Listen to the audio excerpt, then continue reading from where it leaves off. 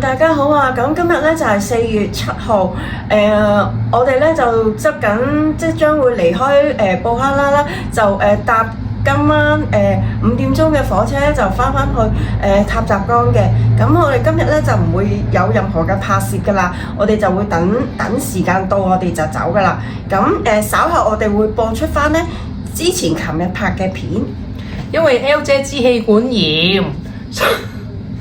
我哋經歷咗去醫院，呢度嘅醫院真係好簡陋㗎，不過都可以照到個肺，冇事就 OK 啦。希望 L 姐早啲康復。對面呢就係我哋所住宿嘅民宿，咁而影過嚟嘅呢就係我哋所見到嘅醫院，而 L 姐呢啱啱喺裏面照完肺，咁佢係支氣管炎。L 姐終於覺得自己有肺炎啦，佢呢所以而家肯嚟睇醫生啦。咁我哋就喺門口等緊。大家好，今日係4月6號。係啦，原先咧我哋係諗住咧7點鐘今朝早咧就會搭火車咧去希雅古城一個地方嘅，咁就要坐6個鐘頭嘅，咁都係好遠嘅一笪地方嚟嘅。咁然之後咧2日之後咧，我哋就要再搭12個鐘頭嘅 overnight 過夜嘅火車咧，翻去首都塔什干嘅。咁因為我哋病得太辛苦，所以咧就承受唔起呢啲行程，所以我哋就改變策略啦，就取消咗嗰程火車啦。咁我哋就會喺布克拉呢度咧留多1日啦。然之後喺塔什干裏邊咧就首都咧留多2日嘅，咁所以就咁樣啦，會蝕咗呢個手續費咯。咁火車嗰度，咁我哋一陣間再分享繼續嘅。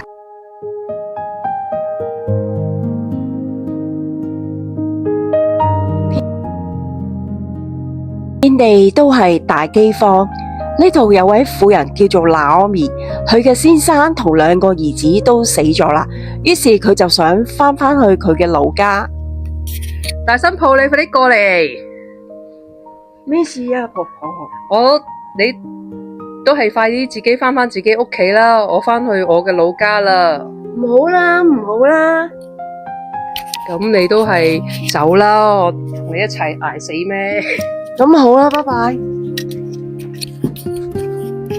細新抱，你快啲過嚟啦！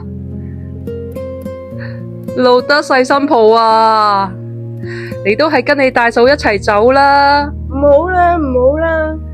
我都好生唔到個仔俾你噶，你都係快啲自己去翻自己屋企啦！我要跟住你去邊度我就去邊度，你嘅神就係我嘅神。你既然係咁我就願耶和華賜福俾你同我啦。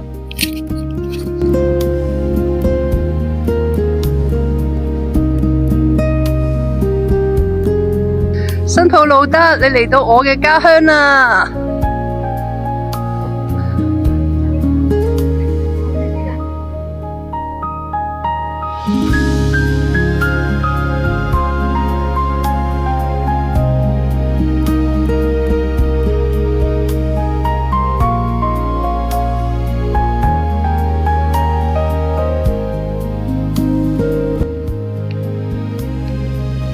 婆，不如你俾我去搵啲嘢做，我搵啲錢可以養活我哋啦。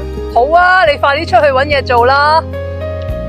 咁啱，路德就去到波亞斯嘅田度開始執麥穗咯噃，執下。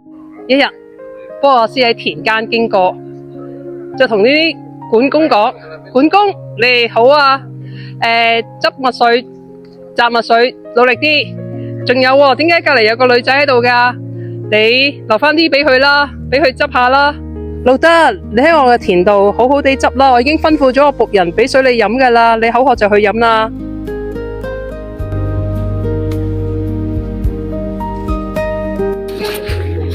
婆婆，我返嚟啦！你睇我打咗幾多麥穗？你今日喺邊個田度返工啊？仲有蕉餅啊！哇，好好啊！我今日去咗波亞斯個田嗰度執啊，佢好好啊，佢仲吩咐啲僕人咧唔好蝦我，仲叫我任執嗰啲跌咗落地嗰啲麥穗啊。咁你唔好去第二度打工啦，你就去波亞斯個田度打工啦。佢仲係我哋嘅親戚。就係咁噶咋，你仲想點啊？跟住你要教我噶嘛？路德，咁你咧打工咧就打到咧打拜麥穗嘅時候，你就記住見到波阿斯喺谷倉瞓覺嘅時候，你就要沖涼啦。你然之後就幫佢暖一暖佢隻腳。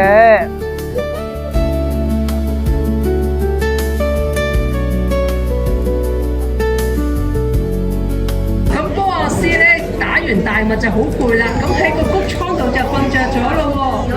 咁而路德咧就嚟去暖佢嘅腳，等佢暖啲啦。咁波阿斯瞓醒啦喎，路德做乜喺度啊？你想我娶你啊？咁我要同阿表哥講，娶唔娶你？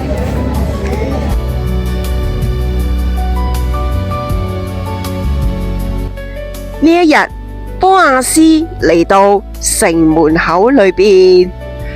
表哥，你娶唔娶拿俄米嘅新抱路德啊？好啊，咁你就要分啲幫佢屬嘅家產同埋地業噶啦喎。走啊！咁你唔要，我就要噶啦。唔該，你除鞋俾我，以示作證。一隻得啦，一隻得啦。波阿斯就娶咗路德為妻，佢哋兩個人就過住幸福快樂嘅日子。然之後佢哋就生咗俄備得，佢就係大衛嘅先祖添。大家好，我哋又開晚餐啦。晚餐時候啦，我哋今日嘅晚餐就係番茄雞髀，番茄湯，同埋呢晏晝食剩嘅雞披薩，披薩雞。